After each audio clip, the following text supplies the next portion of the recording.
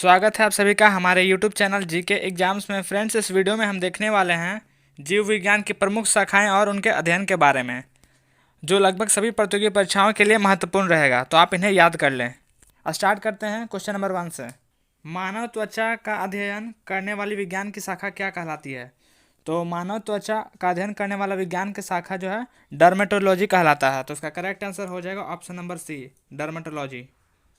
Question number 2, कैंसर संबंधी रोगों का अध्ययन क्या कहलाता है? तो कैंसर संबंधी रोगों का अध्ययन ऑन्कोलॉजी कहलाता है। तो इसका करेक्ट आंसर हो जाएगा option number B, oncology. Question number 3, तितलियों का अध्ययन क्या कहलाता है? तो तितलियों का अध्ययन जो है लैपिडेटेरियोलॉजी कहलाता है। तो इसका करेक्ट आंसर हो जाएगा ऑप्शन नंबर बी, लैपिडेटोरियोलॉजी। क्वेश्चन नंबर 4, कीड़े के अध्ययन को क्या कहा जाता है? तो कीड़े के अध्ययन को एंटोमोलॉजी कहते हैं। तो इसका करेक्ट आंसर हो जाएगा option number A, entomology.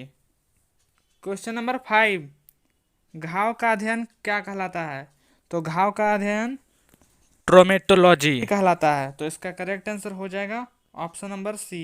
Question number 6, अस्थियों का अध्ययन विज्ञान की किस शाखा के अंतर्गत किया जाता है? अस्थियां मतलब बोन्स। बोन्स का अध्ययन जो है विज्ञान के ऑस्टियोलॉजी के अंतर्गत किया जाता है। तो इसका करेक्ट आंसर हो जाएगा osteology, option number D. Question number 7, जनसंख्या के अध्ययन को क्या कहते हैं? तो जनसंख्या के अध्ययन को डेमोग्राफी कहते हैं। तो इसका करेक्ट आंसर रहेगा option number D, demography. Question number 8, एरिनियोलॉजी किसका अध्ययन है? तो एरिनियोलॉजी जो है मकरों का अध्ययन है। तो इसका करेक्ट आंसर हो जाएगा ऑप्शन नंबर सी, मकरों का, स्पाइडर्स का।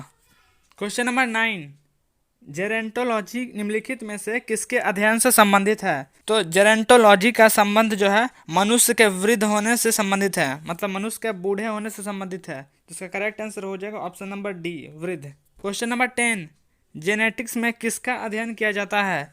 तो जेनेटिक्स में आनुवंशिकता एवं गुणसूत्र का अध्ययन किया जाता है। तो इसका करेक्ट आंसर हो जाएगा option number A, heredity and chromosomes, इसका अध्ययन किया जाता है। क्वेश्चन नंबर 11, मछलियों के अध्ययन को क्या कहते हैं? तो मछलियों के अध्ययन को जो है इक्थियोलॉजी कहते हैं। तो इसका करेक्ट आंसर हो जाएगा option number A, ichthyology. Question number 12, histology किससे संबंधित है? तो हिस्टोलॉजी जो है ऊतकों से संबंधित है। तो इसका करेक्ट आंसर हो जाएगा ऑप्शन नंबर ए, ऊतक, टिश्यू इसको इंग्लिश में बोलते हैं। क्वेश्चन नंबर 13, कोशिका के अध्ययन के विज्ञान को क्या कहा जाता है? तो कोशिका के अध्ययन के विज्ञान को साइटोलॉजी कहा जाता है। तो इसका करेक्ट आंसर हो जाएगा option number C, cytology. Question number 14, palaeontology के अंतर्गत किसका अध्ययन किया जाता है? तो पैलियोंटोलॉजी के अंतर्गत जो है जीवाश्म का अध्ययन किया जाता है। तो इसका करेक्ट आंसर रहेगा ऑप्शन नंबर डी, जीवाश्म। क्वेश्चन नंबर 15, रक्त में एंटीबॉडी एवं एंटीजन के अध्ययन को क्या कहते हैं? तो रक्त में एंटीबॉडी एवं एंटीजन के अध्ययन को सीरोलॉजी कहते हैं। तो इसका करेक्ट आंसर रहेगा option number C, serology, option number C. Question number 16, मधुमक्खी पालन के अध्ययन को क्या कहते हैं? तो मधुमक्खी पालन के अध्ययन को एपीकल्चर कहते हैं। तो इसका करेक्ट आंसर रहेगा option number A, apiculture.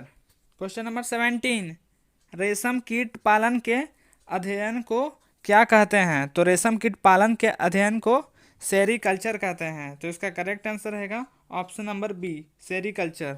Question number 18, pisciculture किसका अध्ययन है? तो पीसी कल्चर जो है मछली पालन का अध्ययन करता है। तो इसका करेक्ट आंसर हो जाएगा ऑप्शन नंबर सी, मछली पालन का। और एक बात आप लोग याद रखना, मछली पालन के अध्ययन को पीसी कल्चर कहा जाता है और मछलियों के अध्ययन को क्या कहा जाता है? तो मछलियों के अध्ययन को इक्थियोलॉजी कहते हैं। ये दोनों में डिफरेंस है। क्वेश्चन नंबर 19, कवकों या फंगी के अध्ययन को क्या कहते हैं? तो फंगी का जो अध्ययन है वो कहलाता है माइकोलॉजी। इसका करेक्ट आंसर हो जाएगा ऑप्शन नंबर ए, माइकोलॉजी। कवक को इंग्लिश में क्या बोलते हैं? फंगी। क्वेश्चन नंबर 20, शैवाल यानी कि एल्गी का अध्ययन जो है क्या कहलाता है? तो शैवाल का अध्ययन जो है फाइकोलॉजी कहलाता है। तो इसका करेक्ट आंसर हो जाएगा ऑप्शन नंबर डी, फाइकोलॉजी। और बात किया जाए कि माइकोलॉजी किसके अध्ययन को कहते हैं? तो माइकोलॉजी जो है कवक यानी कि फंगी के अध्ययन को कहते हैं। ठीक है, कवकों के अध्ययन को कहते हैं। और बात किया जाए कि हेमाटोलॉजी किसको बोलते हैं? तो हेमाटोलॉजी जो है ब्लड के अध्ययन को कहते हैं? खून के, स्टडी ऑफ ब्लड, हेमेटोलॉजी कहलाता है। हृदय का अध्ययन क्या कहलाता है? तो हार्ट का अध्ययन क्या कहलाता है? इस क्वेश्चन का सही जवाब आप कमेंट बॉक्स में दीजिएगा, और अगर ये वीडियो आपके लिए हेल्पफुल रहा हो तो आप लाइक और सब्सक्राइब ज़रूर कर दीजिएगा।